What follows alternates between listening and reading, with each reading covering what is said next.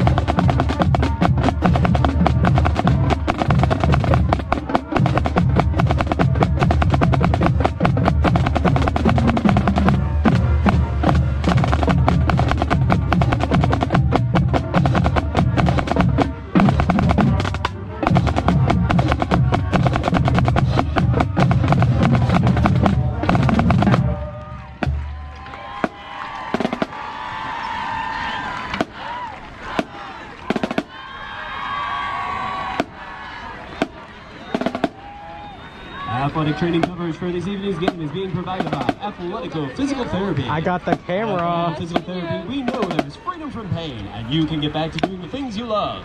If pain is slowing you down, visit athletico.com/appointments to request your complimentary injury screening and start feeling better today. Athletico Physical Therapy, better for everybody. Let's give a shout out to our own athletic trainer from Athletico, Amy Poole.